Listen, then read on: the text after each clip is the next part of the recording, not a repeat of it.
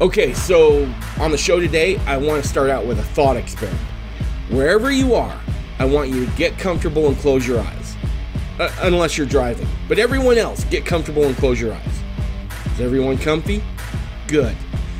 Now, when I say the word counterculture, what comes to mind? Now, if you're like me, it's dirty hippies sitting in the park in the Haight-Ashbury district of San Francisco. The smell of weed wafting through the air as Grateful Dead music rings out. And the lead hippie talks about reaching a higher ethereal plane, man.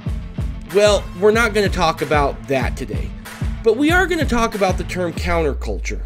Because I think we as fundamentalists and traditional Mormons, we better start taking that term a little more seriously. Let me explain to you what the dictionary classifies as a counterculture. Quote, a way of life and a set of attitudes opposed to or at variance with the prevailing social norm. So if you read that and you're like me, you're probably thinking, wow, maybe we as traditional and fundamentalist Mormons are a counterculture. Well, before you get freaked out, let me tell you the good news. We aren't the first, and we might actually be in really good company. Excepting, of course, the drug culture of the 60s. If you take a look at first century Christians, the founding fathers of the United States, and even 19th century Mormons, these are all examples of counterculture. Somewhere along the line, a lot of Mormons decided they just wanted to be like everyone else. Today, however, we're in a place that as Mormons, we need to re-embrace this idea of being and actually start taking actions to strengthen a gospel-centered counterculture. But to do that, we'll need some tools. Today I have on the podcast Ben Shaffer to have a conversation about an alternative currency that might be an important tool to help us reach that goal. It can help strengthen not only each other, but also local supply chains and small independent business. And who knows, it may even help us establish the counterculture of Zion. And that's next on this episode of the Mormon Renegade Podcast. So I just want to take a moment to thank you, the listener. When I started this podcast, I wasn't sure if anyone would really listen. Now, to my surprise, this thing has taken on a life of its own. And that's all due to you, the listener, spending your time here with me, and it means a great deal to me. Now, as a husband and father, I'm keenly aware of how important time is. It feels like there's just never enough of it. So when you are spending your time here listening to this podcast, I feel a responsibility to never waste your time. In that spirit, as this podcast has grown, I feel like I need to do you, the listener, justice. I want to continue to produce good content and upgrade the audio quality. That takes better equipment and better software, and that all takes money. Now, I've tried to advertise, but you'd be surprised. There's not a lot of people wanting to advertise on a Mormon Fundamentalist podcast. I know, surprising, right? Now, if you want to help support the podcast, you can do that one of two ways. The first is go over to MormonRenegade.com and hit the donate tab. There you can make a one-time donation, or you can go ahead and set it up to be a monthly recurring donation. Your choice entirely. Now, option number two, because I'm a capitalist, if you want to head on over to MormonRenegade.com, click on the store button, you're going to find that we've got some new swag out. We got some t-shirts, we have a tote, we have cell phone cases, water bottles, coffee cups. We got a bunch of stuff, and more is going to be on the way. So, if you feel like that's something you could do, again, head on over to Mormon Renegade and check all that stuff out. If you're not in that position to do so, I completely understand. We're all squeezed right now with high gas prices and high inflation. So even if you can't, please keep listening and maybe keep the podcast in your prayers so we can continue to grow, produce good content, and better audio quality. Thank you. Okay, before we jump into the conversation, I just want to start with this and make it abundantly clear. I have no financial interest at all with goldbacks. I simply find this to be a potential tool to help us do business with one another and at the same time strengthen local communities and supply chains. So with that, here's the conversation with Ben Shaffer. Well, Ben, how you been, man? You've been kind of a world traveler with doing your thing here late. Yeah, goldbacks have really been taken off, and so I have to travel to the different states where things are getting launched. I'm very excited that the Wyoming goldbacks are coming out on Monday. So there's the Utah ones, and then there's the Wyoming ones. Now, are the values different on those? No, they're exactly the same. The idea of the gold back is to have a certain set amount of gold, right? Right. So it doesn't matter if you've got a Utah gold back, a Nevada gold back, a Wyoming gold back, a New Hampshire gold back. They're all interchangeable. You could think of it like a different artwork, sort of like the state quarters, right? So if you've got a Louisiana quarter or a Tennessee quarter, it's still a quarter, even if you're not in Tennessee, right? So it's the same thing with the gold backs. They are a local currency for local markets, but it's just different art. They're all the same amount of gold. They're all interchangeable. When you first told me that you were getting into this, and you kind of told me the premise behind them, I just remember thinking, okay, there's something important there. At the time, I didn't know what it was, right? And I have an idea now, and I could be all wrong, and we're gonna get into that in a few minutes. But as I just remember you telling me, and I actually kind of felt the spirit say, there's something to be had here. There's something important here. And at the time, I didn't quite grasp it. And but as time's gone along, I can kind of see where maybe it could come into play, where it could kind of almost be a safety net, so to speak, right? We're recording this now on September 14th. And just yesterday, I mean, the market had a 1,300 point drop. It was the worst drop since, I believe, in the midst of COVID during the shutdown, is what I was reading. So you get the feeling that there's this volatility in the market, right?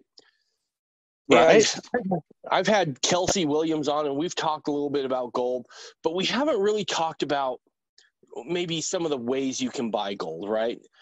A lot of guys will say, you know what, I buy gold as an investment. And I tend to think, no, it's really kind of like fire insurance in some ways, right? That's your that's your hedge before everything goes bad.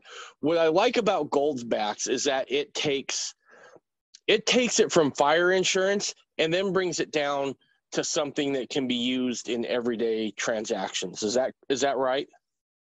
Yeah, that's right. So the gold back is a gold currency system. It's a gold monetary system. And so it isn't just an investment in a commodity. If you buy gold coins or gold bars or something like that, it's a great way to save your money. Gold is real money.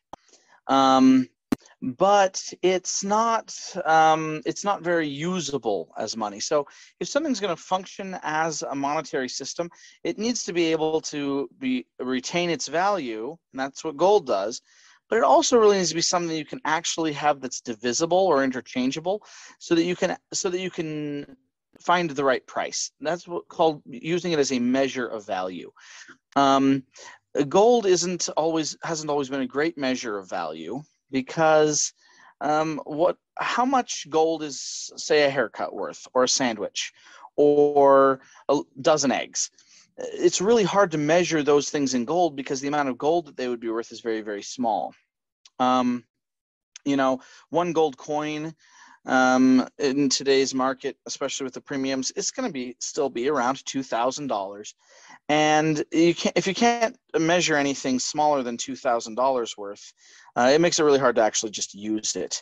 And so, when I was listening to the Mormon Renegade, as I do, and listening to your guest Williams, who was on, Trey Williams, I was thinking really about the times that we're in. We're in some very interesting times. There's that's my favorite, what is it? The Irish blessing / curse is, may you live in interesting times.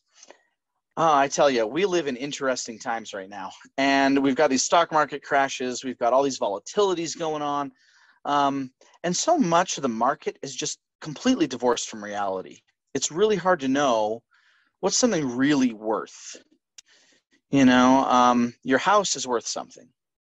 Your food that you own is worth something because you have it. But the markets are just so erratic. And with things like war looming on the horizon, hopefully Russia backs down and this doesn't turn into a major global conflict. But, that's a hope. That's not a guarantee. with the markets so unstable. Here's another one, a new one. The rail workers strike. They're saying that today may be the last day until that strike is resolved, that grain is moved by rail in this country until it's resolved. Well, if they get that resolved quickly, then maybe that's not that big of a problem. But if our rails start shutting down, that's over 90%, I think. I know it's a large proportion. If it's not over 90, it's still a huge amount of our goods in this country moved by rail. If you stop moving grain by rail, food prices could really go crazy, right? And so we've got inflation, we've got supply chain issues. It's unstable times, and that's really led to the fact that I think the dollar has become an extremely unstable measure of value. And so this is why, as Mormons, we've been warned not to trust in the arm of the flesh. If you're putting your trust and your hope that the Federal Reserve is going to save you, that the IRS is going to save you, that the system of Babylon is going to save you, then I'm sorry to sorry to the listener who's been putting their trust in those things. I got some bad news for you. You can't trust in the arm of the flesh. We've been warned again and again and again, especially in the last days, that a lot of those systems are just not going to be reliable, right? No, absolutely not. And also, I think it's important to realize that at this point, the dollar, it's not like the old days when you could take a dollar into the bank and know that that's tied to a gold standard, right? Right now, our dollar really is built all on faith, right?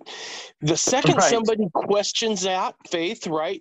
Let's say Saudi Arabia says, I just don't think your dollar's good for much, or China does, or something like that. Once somebody calls the emperor out and says, you got no clothes, everybody else is going to do it too. And the problem is that we have, not only have we done it, we told the rest of the world, hey, you peg to our dollar and we'll just keep the gold safe. Well, that's not necessarily what we did. And now we're playing with fiat money, Ben. Like you were saying, if you're thinking the Fed is going to fix this, good luck. I believe it was Einstein that said those who create the problem very, very, very seldom can fix the problem. And we know that the Fed has been the major source of our wealth dwindling because of inflation and because of, liquidity in the market and printing more money than we actually have. Right. And, here's another interesting thing. I want to say something about inflation. A lot of times people instinctively think they know what the statistics mean, but they get it wrong. So, for example, this year, inflation got as high as, this is according to official numbers, it got over 9%. Now, most people would say that's really, really not even scratching the surface of what the real inflation rate is. But according to some of these consumer price index, things like that, they're saying, it's about double digit. It's just about 10%. And then they were putting out new numbers saying, guess what? It's only about 8 now. The problem is that people assume the wrong thing about that. Instinctively, I think most Americans, when they hear it was 9, now it's 8, they think, oh, good, it came back down. It went from 9 to 8. That means that there's 1% that we've regained of what we've lost. That is not the way this works. It's cumulative. If we had 9% last year and 8% this year, then you add those two together and it's 17% over 2 years. And if the next year after that, it becomes 3%, that doesn't mean that, things are getting back to normal. It means now it's 20% over 3 years, right? Unless you have deflation, you've never even reached zero. So there's no subtracting. It's not rolling backward unless we're experiencing what's called deflation. And that would be below the zero mark of the inflation rate. And so I don't think a lot of people realize just how bad inflation is, because they'll say, inflation's only about 6%. And they're assuming that there's some kind of gold standard, right? That was the 0 point, and that we're 6% above that 0 point. That's not how it works. That is not how it works at all. every year or every month or every quarter, whether they report a new number, it's cumulative over the other numbers that went before it, based on whatever scale they're using. If it's quarterly, then it's quarter over quarter. If it's monthly, it's month over month, right? But people don't realize it unless it goes into deflation. We're not talking about it ever going down. We're talking about how fast is it accelerating. How fast is it accelerating is what we're talking about. And so if you think about it like the speed of a car, if we're accelerating at 9%, and then we start accelerating at 8%, it's not like we went from 65 back down to 62. No, we went from 65 to 75, and then we went from 75 to like 83. We're still speeding up. We're still going faster and faster into those problems. We just maybe we won't be accelerating quite as fast as we were before. It doesn't fix the problem.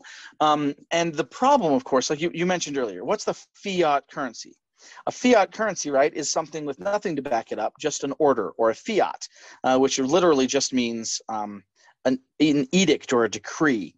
Somebody, in this case, the Federal Reserve Board, said, these pieces of paper are now money. You should treat them as though they're valuable.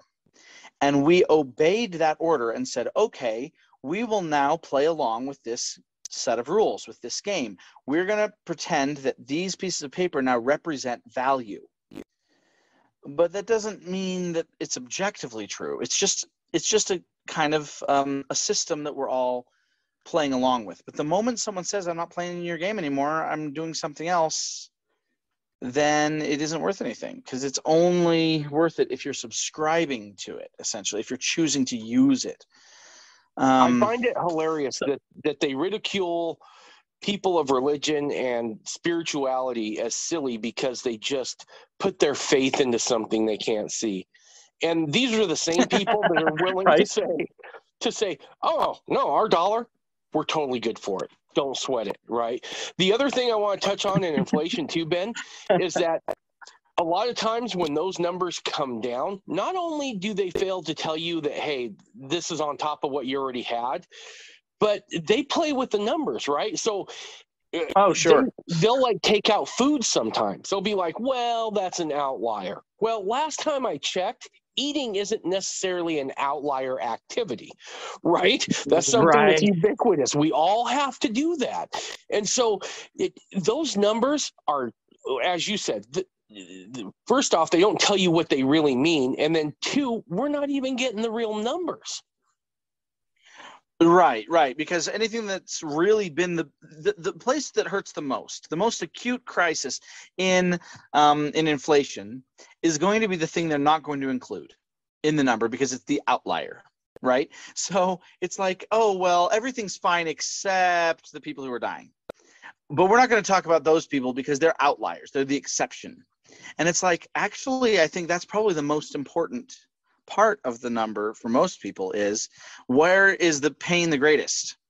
And instead of ignoring that, we should be addressing that. So yeah, you're right. There's a bunch of funny things about it. And of course, so we're not even necessarily getting the real numbers. So what can you do in that environment? If you don't know what's real, if we do get to the point where someone starts to question the game and say, you know what, I don't want to play along with the dollar anymore. I don't want you to pay me in dollars. Give me something else. The problem is that right now, what else do you do? Where is there an alternative? I'm gonna say this in a Mormon way that may upset some listeners.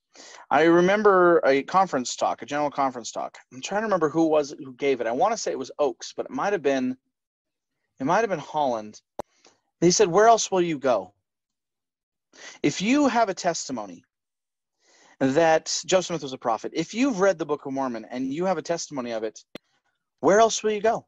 You can't leave the LDS Church, no matter how upset you might be about a policy, no matter how upset you might be about what we do, no matter how much you might disagree with something, you have nowhere else to go. Where else will you go?" And that, of course, made me really mad because I was like, actually, you're only one of like 100 active LDS churches.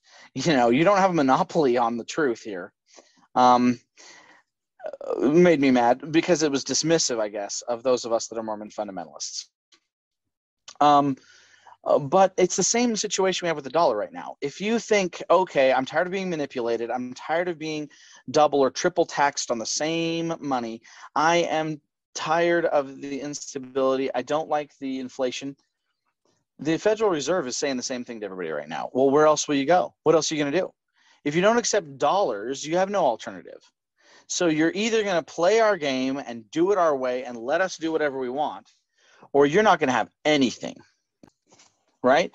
Because how are you going to survive as a business if you don't use dollars? I And think so this is kind of where Goldbacks comes in. I think you raised a great point there, right? And we don't have to go that far back in time to really see that this was understood by our founders as well, right? One of the things that gets glossed over in history is that prior to the full-fledged revolution starting, you had guys like Sam Adams, you had John Hamilton, Hancock, and you had a doctor that was back in Boston, and they actually started using a different currency, understanding that one of the ways you can have influence as just a citizen is to be like, I'm not playing your game anymore. Right. In fact, if you think about it in terms of like passive resistance, what was it that Gandhi did that was so powerful? He was able to liberate his entire nation from British rule, the most powerful military on the planet, the most powerful empire on the planet. He defeated the most powerful group on the planet. How? Through nonviolent resistance. But what does that look like? What it looks like is saying, your rule doesn't look like a good one to me. I'm not going to subscribe to that rule. I'm just going to ignore it. And it's not like you have to do anything violent to overthrow. You don't have to do anything, it doesn't have to be treason or rebellion against the government. You just have to say, when you look at certain programs, if you don't like the way it's working and you don't think it's going to work for you, well, then don't do it. Don't participate in a system that is harming you. Don't empower it. Just simply say, I'm sorry, I'm not interested in doing that. Thank you, but no thank you, kind of thing. And that's really what they were doing. These early American revolutionaries were looking at some of the ways in which the crown in England was trying to basically make exorbitant profits off of the colonies, right? King George was basically trying to see how many resources he could milk the colonies for. And they were basically just saying, well, we don't want to do that, so we're not going to participate in that system. And we can't, of course, do anything about it. There's nowhere else to go unless we build our own system, our own alternative infrastructure. And it needs to be something, therefore, that has some real value to it. And that's really where the difficulties were with these alternative currencies. Benjamin Franklin had one of my favorites. Benjamin Franklin's alternative currency was going to be based on the idea of the value of the land, and that the people on the land were creating value, because at the time, of course, the colonies were mostly made up of small farmers and things like that. And he said, look, if your average American, who is this farmer, is out there improving the land and growing crops, the land is bringing forth a yield or an increase. If we can use that as our measure of value, not just gold or silver, for example, or the power of the fiat of the crown to give orders and say, you should do what I say. What if we just looked at it and said, okay, the land brings value. Let's have everybody be able to use that land and that value from the land as their credit to create the basis for a currency, and created the continental dollar. And it worked pretty well. But essentially what you have to do is you have to have an alternative. You have to have somewhere else you can go if you want to be able to reclaim your freedom in those types of situations. And so we've got a really interesting opportunity here in using gold as money, because after all, gold is the original money, the real money. The gold back makes it possible for people to have a monetary system where it's not manipulatable, not even by us who mint it. The gold back is just real gold money, and the value itself is in your hand. You actually trade it for your transaction. So it's not just a currency which represents value somewhere else. The gold is actually in your pocket. So that means that the gold back is basically like a very thin or a very small coin that you can use for transactions. When you've got a system like that, it can't be manipulated. It can't be taken away from you. It's just gold. It's real gold, real value in your hand. So explain to me real quick, for anyone who hasn't seen it, these look like dollar bills that have gold built into kind of the artwork and the border, so that there's an actual weight of gold built into this currency, correct? Correct. So yeah, they're thin like paper. So you can put them in your wallet, for example, right? Because they're very, very thin. But they each gold back, one gold back is 1/1000th of a troy ounce of pure gold, 999 fine gold or 24 karat gold, right? And so yeah, it looks a little bit like what we call a bill, but instead of being a bill, it's actually a thin gold coin. It's sort of laminated, so you could think of it like a laminated piece of paper, except that instead of it being paper inside that's laminated, it's gold. And so one gold back has 1/1000th of a troy ounce. There's multiple types of these notes, right? And so there's a 1, a 5, a 10, a 25, and a 50. And the 50 actually has 50 times as much gold as the 1.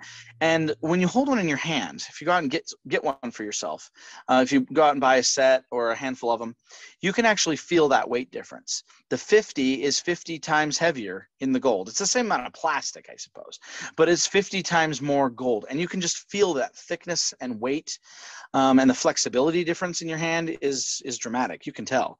And so I like to say, when it comes to like counterfeiting or people worrying about a false currency, paper notes, we use paper for cash, right? A blind person can't tell you if a bill is a 20 or a 50 or a 1 when you hand it to them. But a gold back, even a blind person can tell you if it's real and which denomination it is, because you can feel that weight difference and the texture difference and the size difference. And Okay, so the basic idea, yeah, go ahead. So the general premise is that these are actual weighted units, right? Now, Yep. That actually solves a lot of problem that people have had with gold for years, right? I can't remember who it was, but I actually have one. It looked like a credit card, right? And so you could like chunk off little pieces of this thing, which was just basically like a gold card, essentially, right? A card made of gold, and that was supposed to get you through, but it never really had any. It didn't tell you what it was worth, right? It was just one of those things, Right. kind of like break in case of fire sort of a thing. Still didn't allow you Sure. to do with that, like what we're talking with gold backs, right? You have a denomination attached to that. Right. And that's basically the problem, right? Gold is valuable. And so in an emergency situation, let's talk about this in terms of like preparedness. Let's say you're in a situation where the banks are closed. What do you do? Well, people say, well, I could trade gold or silver. Well, imagine that you're in one of those situations and you've got a handful of gold nuggets and you know it's worth a bunch. But how much is each one worth? And what's the purity of that gold? Is that 18 karat gold? Is it 14 karat gold? Is it 22 karat gold? Is it 24 karat gold? It makes a big difference on the value of those nuggets. And there's no way to really tell. And if you get one of these, Volcambi makes a thing where you can break the bar or cut it into pieces. And then each of those individual pieces are still supposed to be worth like quite a bit, frankly. The little pieces you could break off one of those bars would still be worth maybe $100 or more, maybe $200 for just this little chunk that you break off. And then how do you know how much it's worth exactly? Well, I guess you have to weigh it. You have to be able to assay it, meaning you have to be able to test it for its purity and then its weight. And then you still have to negotiate a price as to what that you think that much gold is going to be worth for your transaction. Gold back, and that's just too much work, basically, right? That's too much work for your average person to be able to do a regular transaction with. If the banks are closed and we need to do business and you've got an apple tree and I want to buy a bushel of apples from you or something, right? We can't do all those steps. We need some mode, some medium of exchange where we can say, okay, I think this is worth X price, and I can give you that price, and you know that you got it, and then we can do the exchange. Otherwise, you're sort of just bartering. It gets really confusing. Goldbacks really solves that. First, because they're interchangeable. If I owe you, say, 30 goldbacks, I can hand you a 50, and you can give me change with two tens for 20 goldbacks back, and then I've paid you 30. Or we can, do it in any of the other ways you can break that down. You can do 4 5s or a bunch of 1s, or all those things. You can't do that with like these little broken bits or gold nuggets very easily, right? And then also, how much value does it have? Well, the goldbacks actually have an exchange rate. Right now, that exchange rate is based on the price of gold and the market for people who are spending the goldbacks as a currency. But even in an emergency situation, you know the exact weight and the exact purity of what you're being handed. I got to tell you a quick story about a guy who told me, I'm not worried about inflation. He told me, I'm prepared. Even if the banks close, I'm not worried. Even if the total stock market crashes, I'm not worried. Even if the dollar collapses, I'm not worried, because I've got gold bars in my safe, he told me. And I thought, hey, that's great for you, man. Gold bars that's a lot of value right there, right? But I said, imagine this. Imagine one of those scenarios you just said happens. Imagine the banks are closed and you need a dozen eggs. Are you going to give somebody a gold bar for a dozen eggs? I mean, a gold bar is worth like $80,000 or something. You're going to spend $80,000 of value on a dozen eggs? Ben, give me that guy's name and number after you're done with this show. I want to get with him on some eggs. Right? I want to get with him and get him some eggs, right? And he was like, well, no, that would be terrible. And I'm like, so what are you going to do? You can't sell a gold bar. You don't want to trade it for some small purchase. So here's the problem. If the banks are closed, or if you want to use gold as money, right now what most people are doing is they have to sell their gold bar for dollars, which means all the banks have to be open. All the gold dealers have to be flush with cash, which means the stock market's got to have to be pretty good, frankly, so that somebody can actually cash him out of that, and then he's going to spend paper dollars. Well, that's not going to work. And then some people would say, oh, well, what if he just chips off a piece? That'd be the worst thing you could do. You chip a piece off of a gold bar, and now we don't know how much the gold bar is. We just know that it's less than what it says on it. If it's 100-ounce gold bar and you chipped a piece off it, now I don't know how much is left. And then once you've got this little chipped off piece, this little gold flake or something, you got to test it. You've got to weigh it. At least when it was attached to the bar, I knew that it said 24 karat gold on that bar, but the little tiny flake doesn't say what its purity is. Now I've got to assay that, right? And this is where you got to acid test things, or you've got to use these touchstone methods, or all kinds of stuff to figure out if it's actually real gold. People don't have time for that. That's not going to work. And I said, but here, if you have a gold back, I told this guy, then one gold back is worth about a loaf of bread, a dozen eggs, something like that. Because this much gold has always been worth that much, and probably always will be. So let me ask you this, Ben, because I think you bring up a good point here, and I just want to get the stats right on this. How is the gold that's used in goldbacks, how is it verified, so to speak? You were talking about having gold needing to be assayed and that sort of stuff. Right. Explain to me the process about, the verification process that the gold that's going into the goldbacks is what they say they are. So there's four things that go into every goldback, and this is really major part of the value of a goldback, right? Is that when you get one in your hand, you have to know that it's the real deal.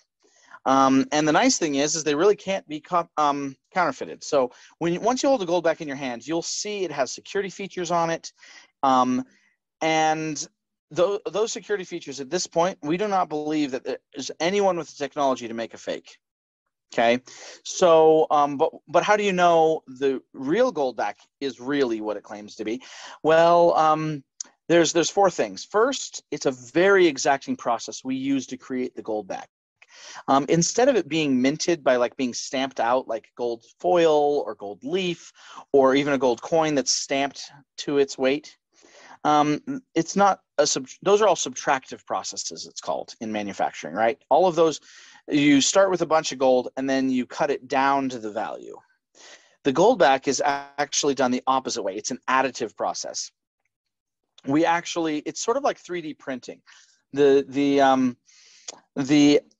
manufacturing process, called vacuum deposition, is like 3D printing, but what we're using for our filament is pure gold, and what we're using for our nozzle is a laser.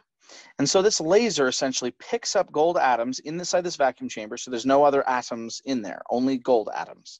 And that laser then carries the atom along with the photon to the surface, and then uses the energy of that laser to fuse it onto the surface. So first of all, the reason we know how much gold is in there is because this is a very exacting process. We're literally applying these gold atoms one atom at a time. Now, obviously we do it very, very quickly with multiple lasers. Otherwise, we would still be counting the number of atoms it takes to make one gold back, right? But it's a very, very precise process, extremely precise. The second thing that we do is that every gold back is then X-rayed. And these X-ray assaying methods make it so that we can measure the exact density and thickness of the gold. And because we can measure its density, we're actually also measuring what it is made out of, right? Whether or not there's any impurities in that gold then would come out in this type of process. A spectrometer is something fairly similar. There's a lot of gold testing machines that are out on the market you can buy. They usually cost well in excess of $1,000, sometimes in excess of $3,000 or $4,000. But it's basically doing the same thing. It's proving the purity, the density, and the thickness. And so that gives us another picture, an independent picture of whether or not that first process was done accurately, so that we can see exactly the weight and purity of the gold. The third thing we do is a fire assay. Now, this happens at random. Out of every batch of gold backs that's being created, some of the gold backs are pulled out of that batch at random and then melted down. So we put them inside a crucible. We heat that crucible up to about 4,000 degrees.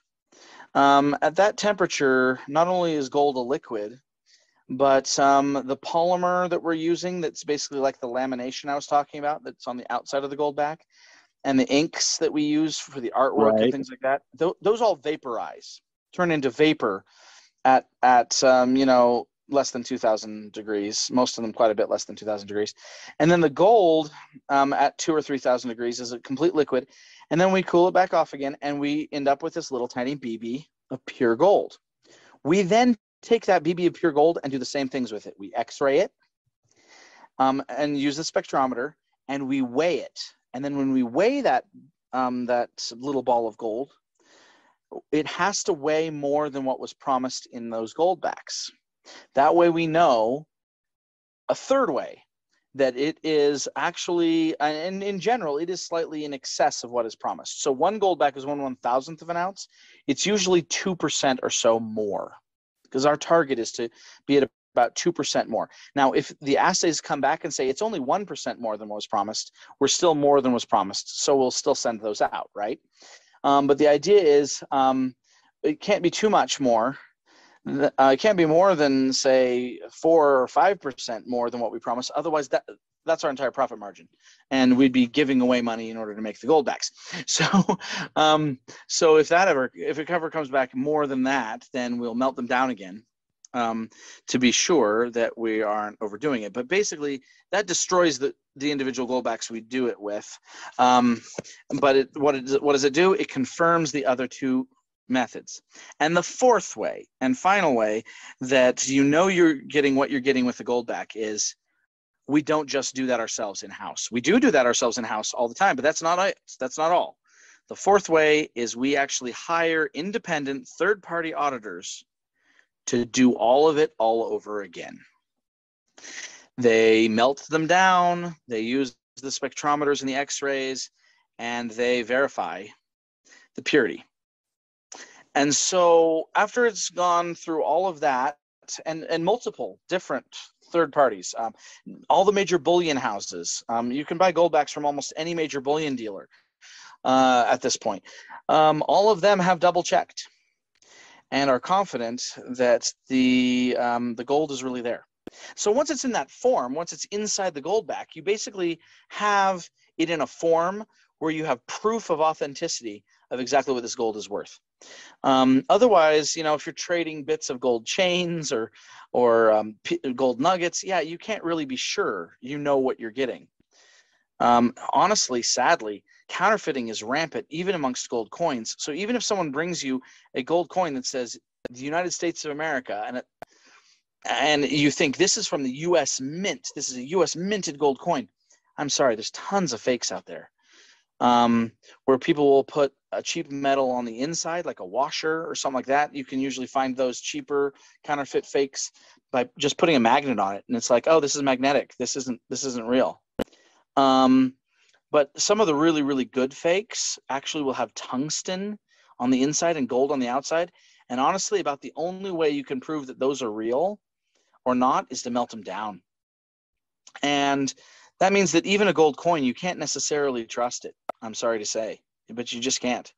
But a goldback, you can. It's so thin, you can't hide anything else inside it, and it's independently verified by multiple parties before it goes out. So you can see essentially when it's in that container, you've got the real thing. Dude, that's awesome, because that's always the trick, right? Is to make sure that if you're trading something, you're not just doing what we're doing with the dollar, which is just saying, I'm sure it's fine, right? Oh, it's probably fine, right? Right, exactly. Again, really some misplaced faith there. But anyway, it's good to know that. Now let me ask you this. How many businesses right now are using goldbacks that you can kind of go into a place and buy something with those goldbacks? And what kind of industries are they in? Are those merchants in, I guess? Right. Well, while we probably could use more big retailers right now, that's been the hardest of the nuts to crack. But right now, already there are hundreds of businesses across 4 states that accept goldbacks. I'd say in Utah alone, we're in excess of 300 businesses now, where you can walk in and pay with goldbacks right at the cash register, just like you would with paper dollars, but you can just pay them in gold, pay them in the goldbacks. And out of those 300 businesses, I mean, I would say that it's probably at least 60-40, maybe it's 70-30 weighted in favor of services. Things like restaurants. We've got accountants and lawyers and plumbers and HVAC guys. We've got landscapers and artisans. But then, we've also got, at least 30-40% are going to be things like we have car dealerships, people who sell food even, not necessarily big grocers, but we have a bunch of farms and butchers and orchards, and there's several people who have honey or some other specific thing. And so, while we're not at universal acceptance yet, it's been growing by hundreds every year, and it's been growing exponentially. And so we're hoping that we can approach something like universal acceptance, hopefully in the next 5 years or so, where maybe you could spend them everywhere, anywhere. But yeah, for right now, I would say, though, everybody should have a few in their wallet, because it moves forward the cause of sound money. One of the things that my boss likes to say is people are sad about missing the gold standard. And if you're waiting for the feds to just bring it back, you're waiting in vain. But here's the good news. You don't have to wait for the feds to bring back the gold standard. We already have the gold standard. We're bringing it back right now with the gold back. All you've got to do is, 1, understand the problem. Well, if they're listening to this podcast, they understand more about the problem. 2, the second step to bring us, 3 easy steps, right, to bring us back to the gold standard. 1, understand the problem. 2, you have to actually have some gold. Now, that's pretty easy because 1 gold back is worth less than $4. So for less than $4, you can become an owner of gold. Well, it beats the heck out of buying coins. Like I was just saying, generally, if you wanted to become a gold owner, you had to have at least $2,000 to go in and buy one coin. That's how much it cost you to become a gold owner. But now with the gold back, you can come in with $4. You can show up with $4 and get one gold back, and bam, you're a gold owner. And then step number 3, once you've got some gold backs in your wallet, you got to go and spend them. And the moment you've done that, you've completed the cycle. You've actually added to circulating money that is sound money, that's real money, that's actual gold. And then you're on the gold standard. That's all it takes. 3 steps. Let me ask you this then real quick. If I'm a merchant of any sort, is there a tax nightmare that is associated with goldbacks, right? I mean, because look, you have to pay the government their share, or else you're going to be up against the IRS, who just, happen to have hired 85,000 new agents. So, they're coming, right? They and armed a bunch of them. And right. They didn't hire those guys just to sit on the sidelines and, bring coffee to the real agents. They're there for a purpose. So what kind of logistics when it comes to taxes and that sort of thing, if I'm a merchant that wants to get involved with this and take this, is there? How's that done? Your real question was, should you be worried? Goodness, no. Please don't be worried at all. In fact, that's one of the best things about the goldbacks, is that the tax situation is great. Now, it's not perfect in the sense that it's not that there's no taxes. You still have to pay your taxes, I'm afraid. But the nice thing is that goldback is a legal tender instrument. What that means is it's basically treated as money by law, especially in the states in which it's operating. Now, and there are some states that we're not even operating in yet that also have similar laws that will treat the goldback just the same, even if there isn't a state design for them. But basically, what is that scheme? There's something that is called the Utah Legal Tender Act. And that's a Utah state law that really gave us the idea for the goldback in the first place. And that Utah state law basically said gold and silver are real money. They've always been money, and they'll be recognized by law as money. And that means that, for example, if you buy a goldback, I'm doing air quotes here, you're not buying something if you turn your paper dollars into goldbacks. You're exchanging one form of money, fiat money, into another form of money, sound money, which is gold. And so therefore the state doesn't treat that as a sale. So for example, you don't have to pay sales tax to turn your dollars into goldbacks.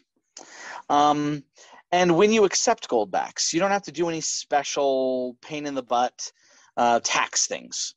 Now, it is true that if you take payment in goldbacks and you would have owed some kind of sales tax on a sale, had it been done in dollars, then yes, you still owe your sales tax on the sale that you made in goldbacks. But there's no special tax. And here's one of the reasons why that's especially interesting is that, say, for example, you could owe state capital gains tax on an investment. Let's say you were to, even gold for that, until the Legal Tender Act was passed, you could say buy a bunch of some assets, say it's stocks or something like that, and then it goes up in value and you sell it at a higher price, and then that difference becomes your capital gains, right? And therefore you owe capital gains on the difference between the price you bought it for and the price you sold it for. Well, with a goldback, you're not actually ever going to realize capital gains because you're never going to sell them for dollars.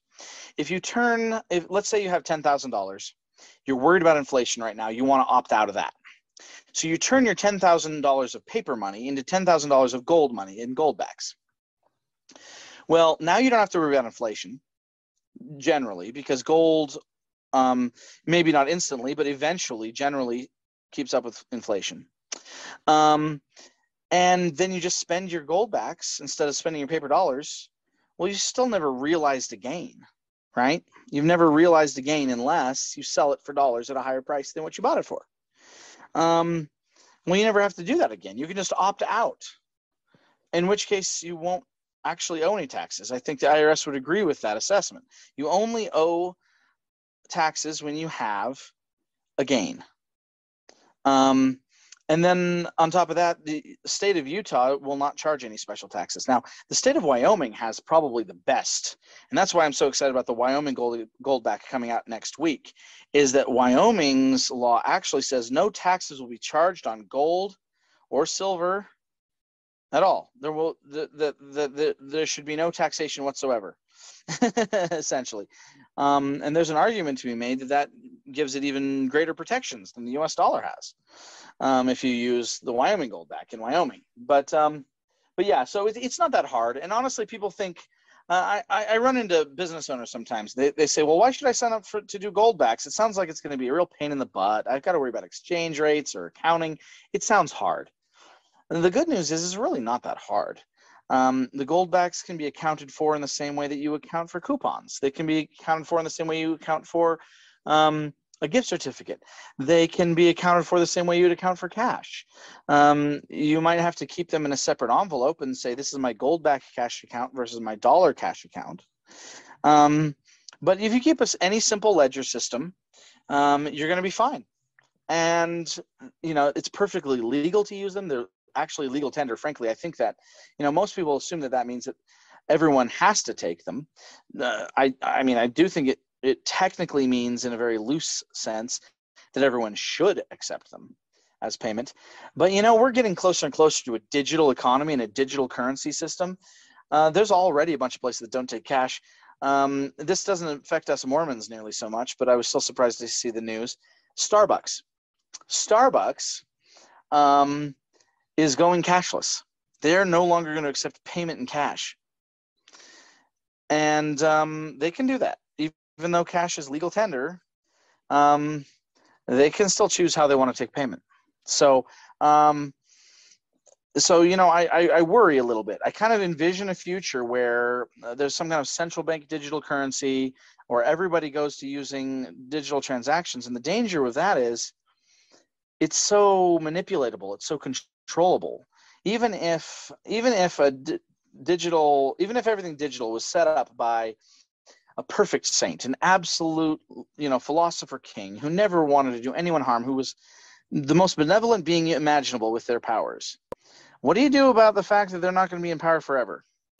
Sooner or later, I think you need a cash option. You need to be able to do your business without anybody else being in your business. Absolutely. Right. And when you were describing that perfect king, I'm like, as far as I know, Jesus hasn't come back yet. Right. So we can rule that one out right now. Right. And I know that this sounds a little bit crazy or paranoid of me, but even if Jesus were our king and Jesus gave us a digital currency system, we would still have to watch out for the fact that the devil will be loose for a short season after the millennium. There will still come a time where even then that wasn't good enough. Right? Right, absolutely. You did bring up a good point, right? Everything's going kind of to an online model, if you will, right? Is there any plans to take Goldbacks to online stores or something like that? Well, there are some ways you can do online transactions. There is an organization called the United Precious Metals Association, or UPMA. And so, if you go to like upma.org, you can open up an account that's denominated in Goldbacks, and you can transfer those Goldbacks from one account to another, not just for yourself, but like you can use it like Venmo essentially and transfer some of your Goldbacks to someone else. So there's ways that you can do those transactions. And I would kind of like to see the blockchain used more effectively for money, and maybe have the blockchain some blockchain token or whatever denominated in Goldbacks, or even Bitcoin, but denominated in Goldbacks instead of being valued in dollars. But I think the real value of a Goldback is the cash transaction, because you're exchanging real value for real value, and the gold will actually be in your hands that way.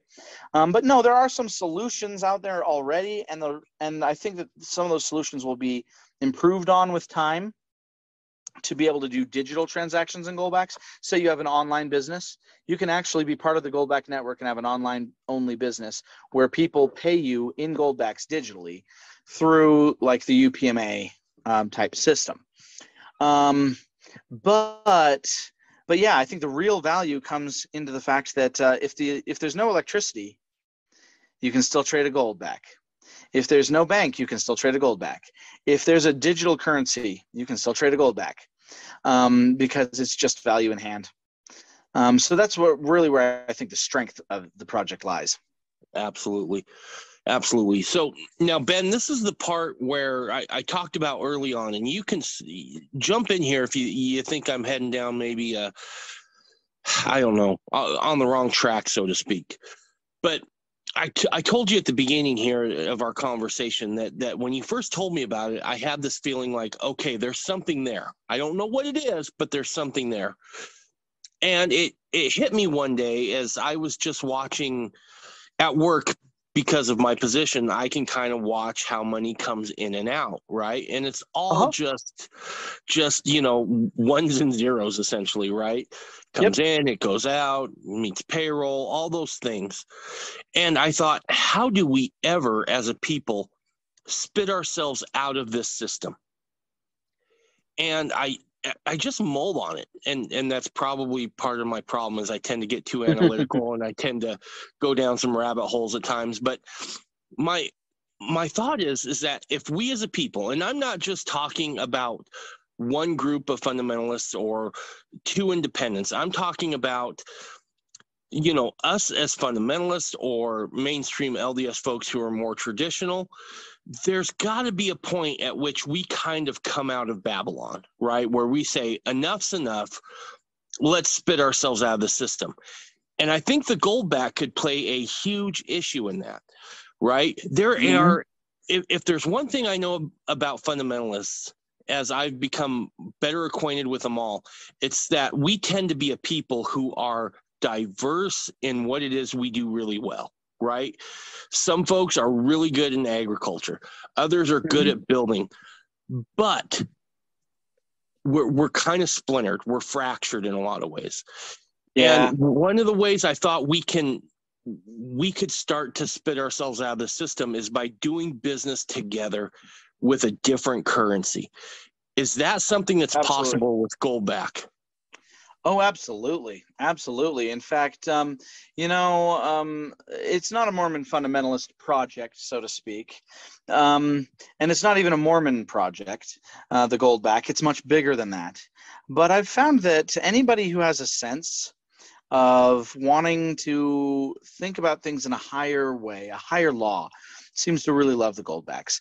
In fact, we really put a lot of intentionality in their designs. So, for example, each Goldback has the artwork on it, right? And the artwork symbolically depicts gospel principles and virtues. In fact, here I'll give you one. I'll give you a hint that's never been published yet.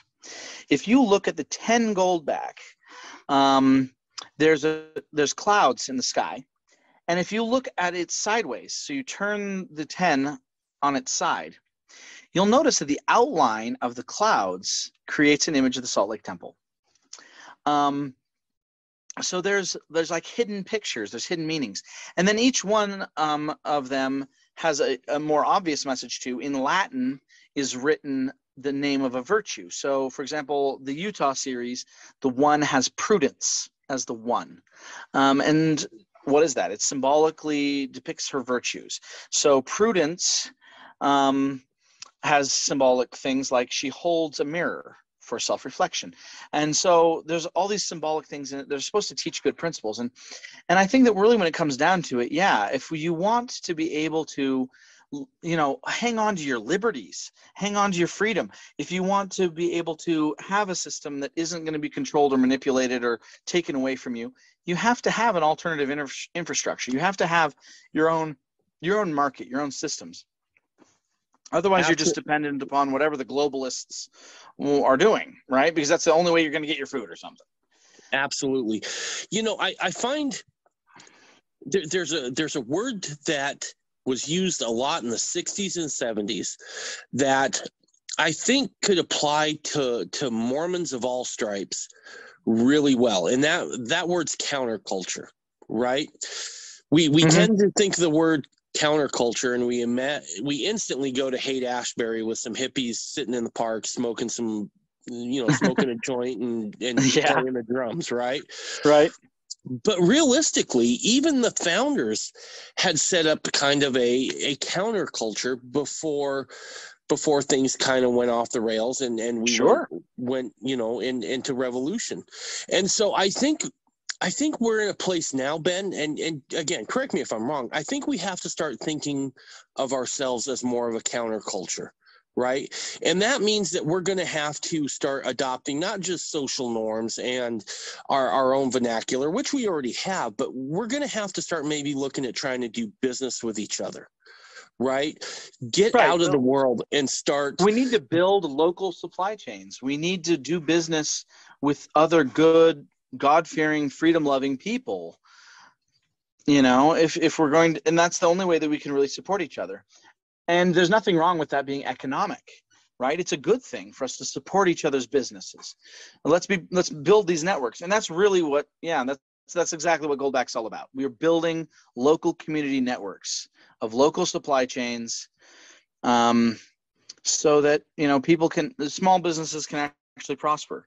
A lot of times when I show someone a Goldback, they'll say, so this is money? I'll be like, yes, it's legal tender. And then they'll say, well, can I spend it at Walmart or take it to the bank? Are like two of the most common first questions. And it's like, no, actually you can do almost anything you'd ever think of doing with money except those two things. Why? Because the banks are shipping our money outside of our community. And Walmart is part of a global supply chain shipping money outside of our communities. Goldbacks are primarily used by local mom and pops, by people who have a local interest in the local economy, who live here and work here, right? And that's kind of where the local currencies get their start, any of them, including the other local currency projects that have existed in the past.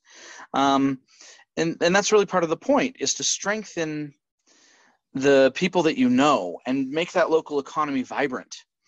And yet and of course, the Goldbacks just have the added benefit of being made out of gold, means that you're not taking the same risk you would normally be taking on accepting a local currency or a new currency, because the Goldbacks cannot be inflated because they're gold. The gold is real, and it's not just going to disappear on you, and it's going to be worth something no matter what happens. I mean, 1,000 years ago, the English language didn't even exist. Most people don't realize that.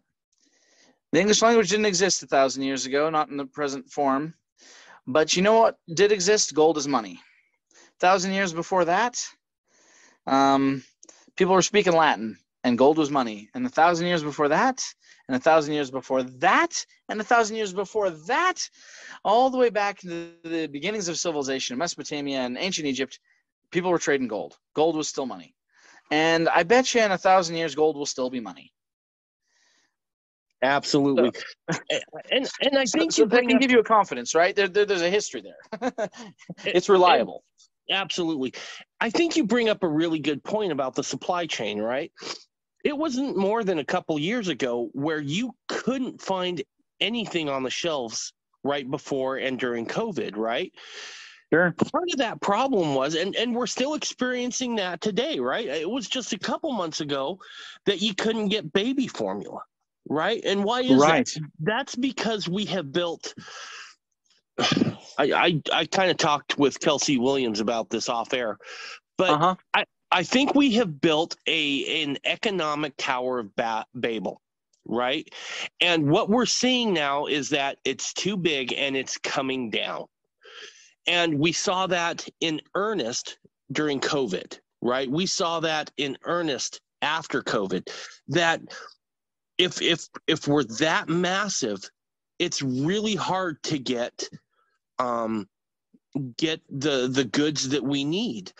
We go back to all those shipping ports, right? Right. And part of the problem is that no one stored anything. It was one of those things where we had built this system to where you ordered it and it came in quickly. And it's all well and good. Right. It's all well and good so long as it's working like perfect clockwork. Right? They call that just in time supply chain.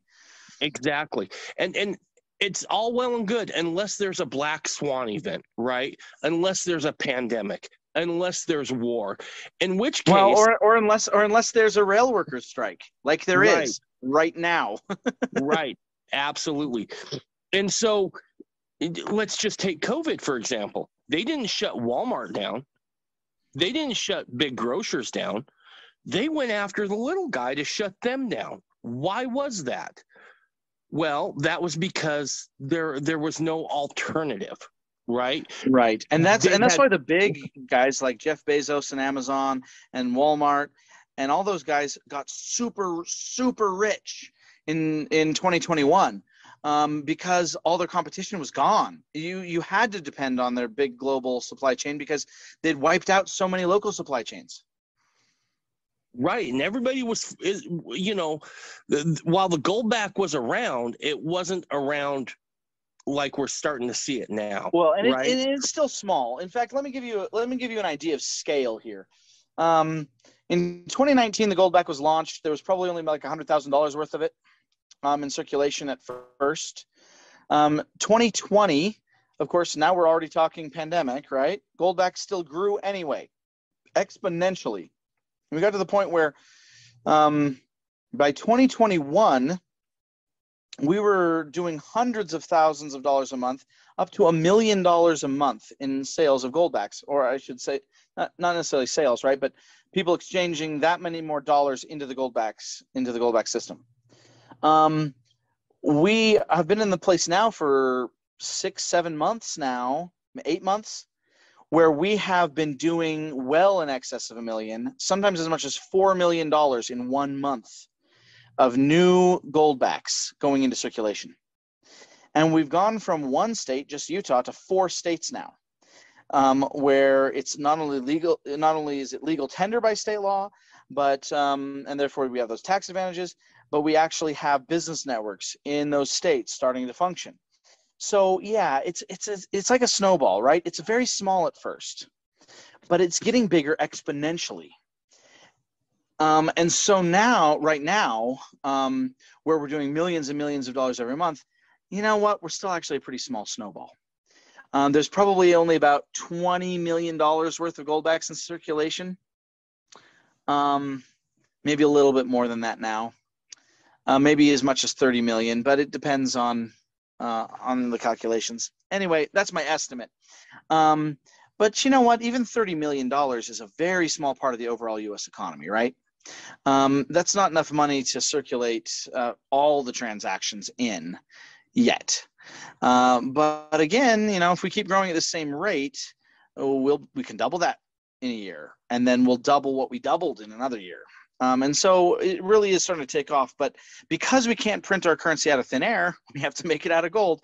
We can only make it grow as fast as we can manufacture. And we're actually working on that. Manufacturing capacity has been increasing over these past couple of years, and I hope that we can make it grow exponentially over the next few. That would be awesome because, again, I'm more worried about that local supply chain.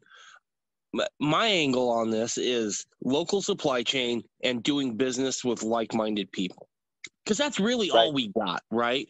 I think the idea of a quote physical revolution again, that's out the window. I think the best we can do at this point is start thinking in terms of a counterculture where we do business with like-minded people and we get goods and services locally. Right. And like you said, it's hard to fix it's hard for the people who created the problem to fix the problem. We're at the point now where we're in this post-globalist world almost, that the globalism came with certain liabilities, certain dangers, certain problems.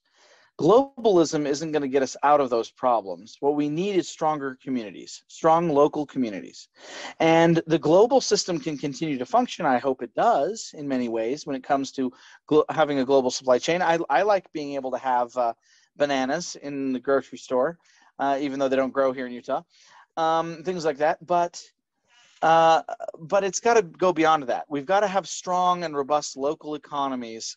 And when we do that, we actually protect our freedoms, and we actually help our local communities to thrive, because local money has a much bigger effect on the local economy because it just doesn't get shipped away. It doesn't go to Wall Street. It doesn't go to China.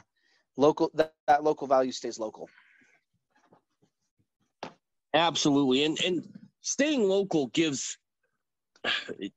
I yearn for the days that I never saw, Ben, right? Where my grandfather talked about going to the butcher going to the grocer, going to the local hardware store.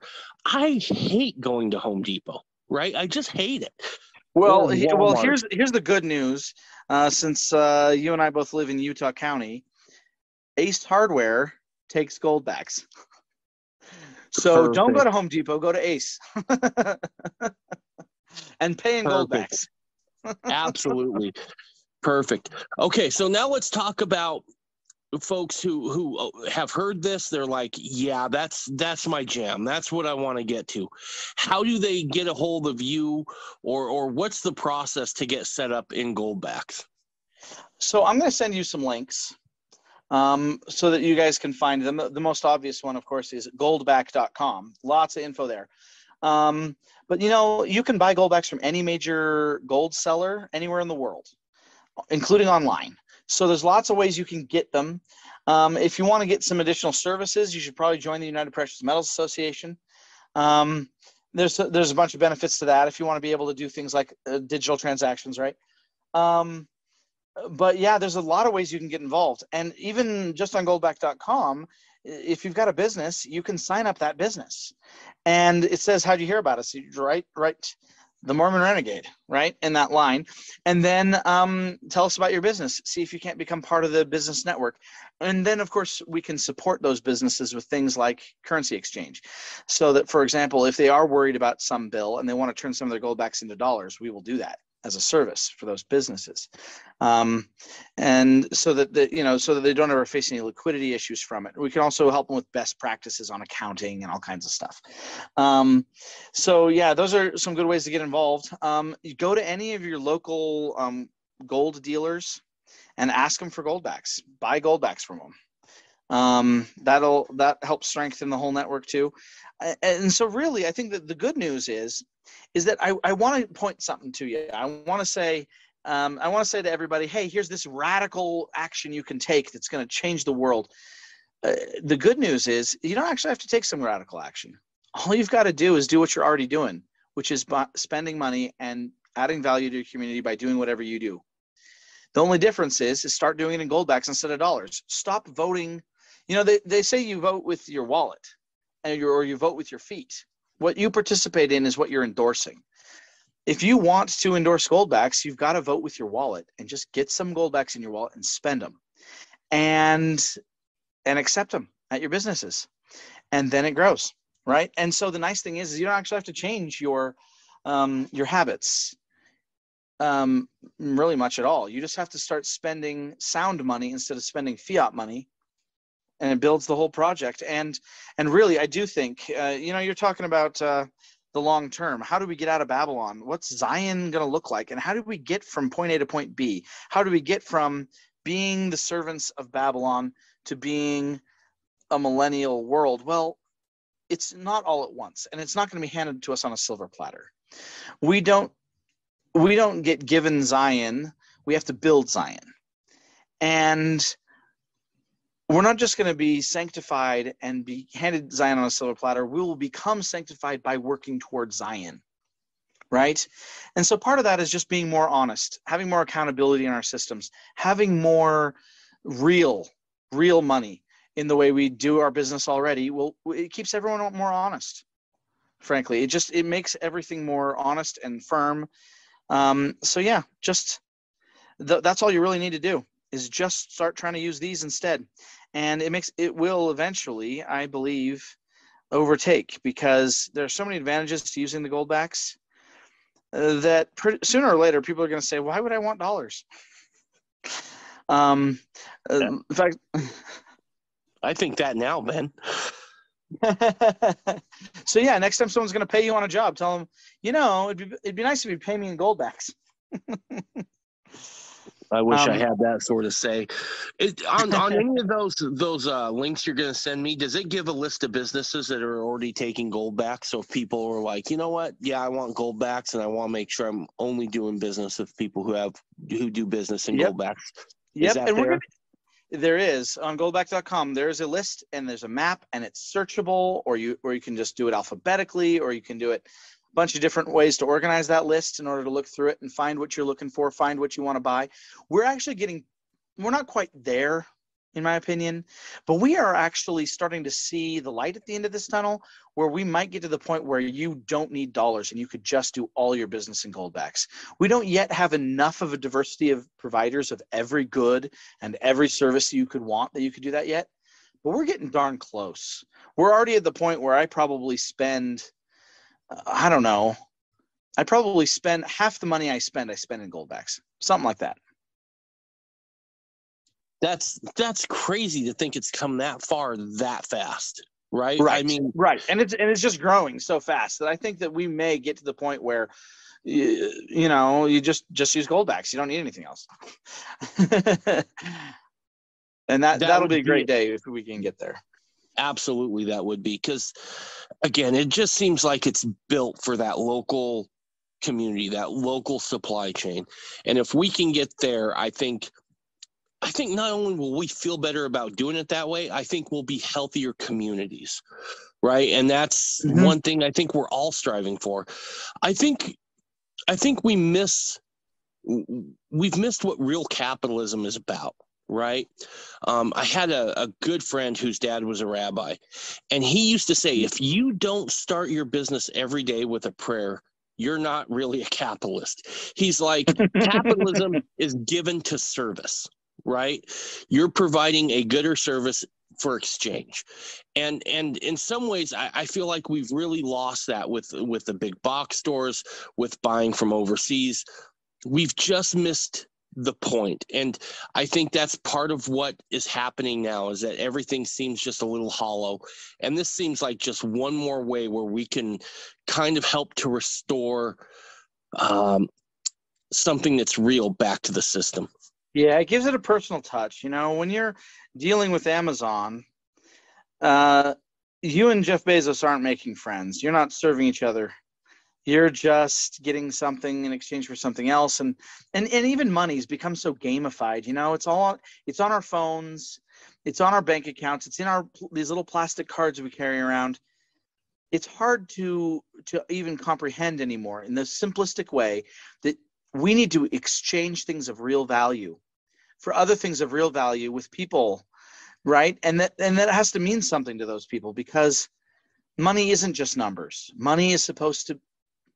Those numbers are supposed to represent the real value that we create in the world and that we give to one another, right? And so most people just don't even really comprehend what money really is anymore, I think, for that reason. You know, they just see it as a numbers game, essentially, because it's become so impersonal, so theoretical. It's not real anymore. It is a game, right? It's absolutely a game, and what we used to value in time and in effort just seems like I don't know, like a really good game of Candy Crush now, right? Where you're just racking right. up points to level up one level. And right. So, and then you can brag to your friends that you have more points than everybody else. But what are those points? It's just, it's all so ephemeral, right? It's not real. Absolutely. Ben, is there anything that we didn't talk about that you wanted to touch on? You know, I hope that I gave the listener a good sense of what a goldback even is. I don't know that we kind of jumped into just talking about them as though we didn't really introduce them. Clearly, I think. Let's go ahead and do that now. But yeah, I guess it starts with what the problem is. What is money? Money is something real. It has to be something of real value that we exchange for other things of real value. And so when it really comes down to it, money is the good we do in the world. And then we need a way of having money that isn't manipulated. We touched on that too. One of the things that's got me worried is like the truckers' protests up in Canada. All those truckers had their assets seized extrajudicially. In other words, no judge was involved, no legal process. They just seized their assets without any rule of law. That's terrifying to me. Because that could happen more and more, in which case then what you have isn't money, it's social credit. Money has to be something that you can own. That's what your right to property is. And so we were looking at these problems and saying there's got to be a solution. We've got people, lots of people out there have been saying for a long time, like Mike Maloney, like this Kelsey Williams, is it? That I just listened to on the Mormon Renegade. Yep. And a lot of people saying for a long time, gold is money, gold is money. But gold was never useful as money. It was just too hard to use. So we thought, how can we break it down and make it fungible? Fungible meaning interchangeable. And that's why we invented the gold back. So yeah, I guess that really what is the introduction to gold back is the very simple idea that gold is real money, and it is now available in a usable form, a more usable form than it's ever been available in the history of mankind. In some ways, we're a technology company. We made a technology in gold that's never existed before to be able to verify very small amounts of gold for regular transactions, make them actually interchangeable. And so, yeah, that's what gold backs are. Gold backs are real money in your hand. And that matters. It really matters, because all of our human rights, all of our dignities, all of our laws, right? If you want to have your rights respected, you have to have the tools in place to do that. This is the one problem, I suppose, with anarchy. You can't have a complete anarchy, because then what happens when somebody is taking away your property or is violating you? You need some system, some tool in place to say, no, you can't do that, right? The problem is with our fiat currency, there's no check and balance. There's no safety valve. There is no safety net. They just do whatever they please, and we have to hopefully go along with it. They're just hoping we'll go along with it. There's accountability in gold. Gold has that quality of just being something real, that's scarce and objective and measurable. And that's what really makes it the best God-given system we've ever had to use as money. And now we've just made it available to the masses. You can go in with $5 or $10. You can be a gold owner and actually use it. So yeah, I guess that's my basic intro to what the gold back is. And I hope that it'll be a tool, even if it isn't the final tool. I hope that it'll be a tool that helps us bring a little bit more accountability and honesty to our systems, and leads us to higher principles, higher values, so that we can bring about Zion. I think that some people think that in Zion maybe there won't be any money because we won't need money. I don't think that's the case. I think we'll still need money. We'll still need a way of measuring things and valuing things. It'd be like saying in Zion we won't need the metric system or pounds or ounces or inches, right? It'd be like saying we didn't need measurements. Money, you need money just at least as a measurement in order to figure out what you've got and how to administer those stewardships responsibly, right? Hopefully we won't have greed in Zion, but we'll still use the tool of money, I think, as a measurement tool so that we can be good stewards over that which the Lord gives us. And I just feel like we've created a form of money that is better than any form of money that's ever been invented before. It gives us a way to value things. If I give you a price in goldbacks, say 7 goldbacks, this thing costs 7 goldbacks. It's going to be a more stable measure of that value than anything that's ever been invented in the history of mankind, because it's stable, it's real, and it doesn't change the way that other currency systems have often changed. Dude, I think you're 100% correct. Because again, I go back to the whole Tower of Babel thing, and I think there's a lot of things you can take away from that story, right? Yeah. One of them is it was interesting to me that one of the things the Lord said when He was getting ready to scatter the people there and confuse their language is He says, "They have become one, and nothing is kept from them." And I thought that was so strange, because one of the things we strive for is unity as a people. Right, is to become one, right? But I think they were unified around incorrect principles. And that same rabbi I told you about, he told me, he said, according to oral tradition, that was the first time mankind ever tried communism. Interesting. They were one, right? And if you followed what Marx's idea was, now obviously the Tower of Babel was before Marx, but really there's nothing new under the sun, Ben. Right. That was the first time that a communist type system was instituted, and the Lord found it so displeasing that even in their unity, he's like, no, this isn't going to stand. And so now we see it once again creeping its head up, only this time we have a currency that's not grounded to anything, and we can build that currency tower to infinity, and it won't mean anything. But I have a strange feeling. It's not built on the right principles. And literally, because it's the fiat currency, it has no foundation.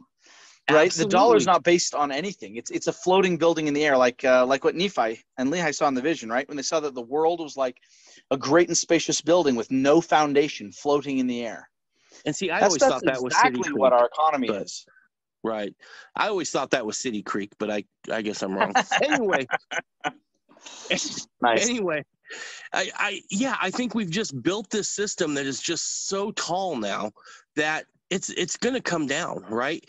The other thing is, and the laws great will be the fall thereof, according to the scriptures. Yep. And yeah, the laws of economy are a lot like the laws of physics. At some point, they're going to be obeyed, right? It's just how long can you stall it out before it comes crashing back down?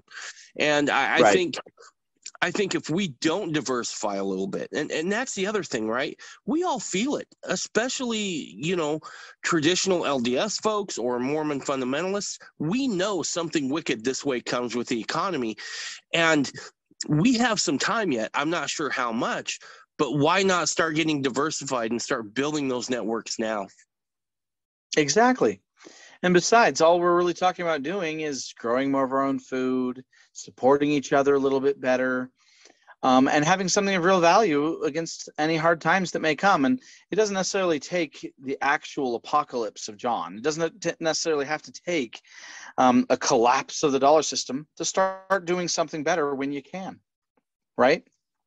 Absolutely. Yeah, you don't have. Yeah, why wait until you have cancer to quit smoking? Exactly. You might as well do something a little healthy today. It doesn't mean you have to give up ice cream today. You know what I mean? You can just also remind yourself that you should eat your veggies, right? One doesn't necessarily preclude the other. And so, I really have a great deal of hope that this is the beginning of something very big, very, very big, that could really, really save us in these times of crisis. And so, why not band together a little bit more, a little bit better? Absolutely. And, and get that mutual support. Absolutely. I couldn't agree with you more. Like I said at the very beginning of this podcast, when you described it to me, I knew there was something to it, but I couldn't put my finger on it. And as time goes on, it seems to crystallize and get more clear as to how this can be a benefit to us as a people. So, Ben, first, man, thanks for what you do with that, because, again, I feel like it's super important. And while I don't have everything down on how it fits, there is something to it, and there is something of value there. And then next, it's a continuing tradition. In fact, here's a fun little tidbit of history for me to end on.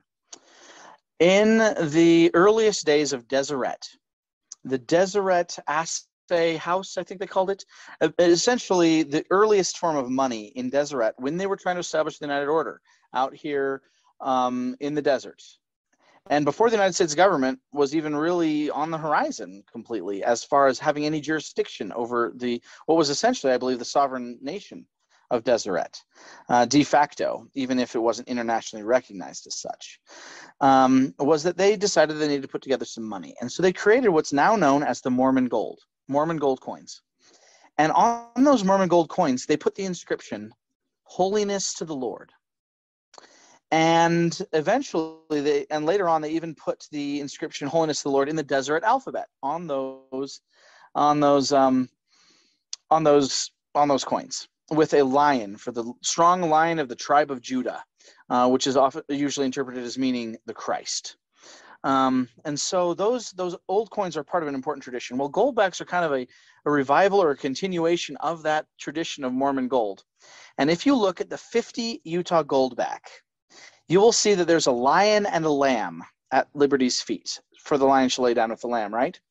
But off to the side by the lion, there's a stone. And engraved in that stone in the picture is an inscription in the Deseret alphabet. And it says, "Holiness to the Lord." So that's something for you. Yeah, that's awesome. That's like coming full circle again. So that's awesome. Well, and that's on the Utah 50 design. So that's awesome. All right. Well, Ben, that was awesome, man. I appreciate you coming on again. Yeah, thank you. And we're gonna have to actually talk about religion and theology sometime. I know, right? Dude, I feel like we're just in this weird fundamentalist Mormon moment. Like, I was just watching on Netflix. Now the new pot shots we're getting is about Chad and Lori Daybell, right? So now, oh yeah, that's just one, so sad. It's sad, and that's one more thing that I feel like we have to address, right? We have to get the full story on it, and then we have to talk about it. And that's why you're probably going to have to link to my other episode here on the Mormon Renegade, because I was talking about violence in communities and how dangerous it is, and how invisible it is. Nobody thought when Chad Daybell was, a lauded, applauded Deseret book author, vetted by the church, that he was actually a serial killer. Nobody thought that Lori Vallow was a serial killer. They thought that they were normal, good Latter-day Saints. But you got to keep your eye out. Sometimes it's not the person you expect. And when you see dangerous warning signs, you got to speak up, because you might be the only one who ever saw it. Because everybody else just thinks everything's fine. Yep. I saw that Lori Vallow had her own podcast, and I'm like, now I'm going to have to defend my podcast, right? Oh, no. A Mormon with a podcast does not equate serial killer. Does not equate serial killer. There's lots of good people with podcasts, and we're not crazy. Yep. Right? But anyway, dude, I love you, and I always appreciate talking to you. Yeah, it's been a pleasure. Thank you for having me on. You bet, buddy. Bye, everyone.